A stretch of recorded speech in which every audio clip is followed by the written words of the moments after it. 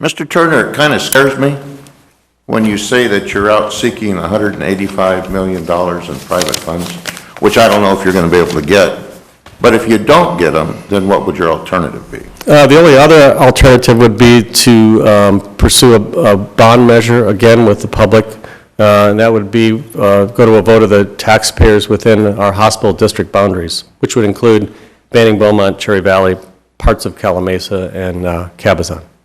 That being said, then that would have put the debt for the hospital probably more than what Banning and Beaumont combined would be.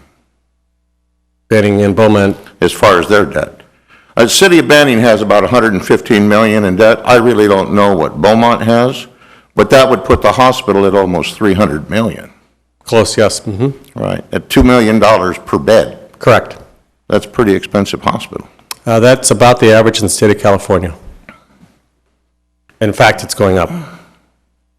Then I was looking at my property tax. And right now, for what I see on my bill is $900 a year that goes to the hospital. That's based on a $108 million bond. Mm-hmm. We put that up to 100, or actually almost up to 300. Then my tax bill is going to go up to $2,500 a year. If we were to pursue a bond measure for the additional $185 million from the public, yes. That's not our plan. Our plan is to raise private funding first. So any bond measure would be hopefully substantially less than $185 million. And if you achieve the private funding, how would you pay the bondholders their interest?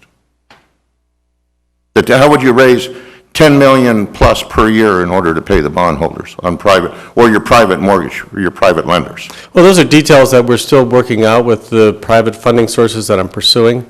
So the exact mechanisms for the private funding sources hasn't been determined yet. But any public bond measure would probably be similar to what we issued in 2006, which would be 30-year bonds that would be paid out principal and interest over that time frame.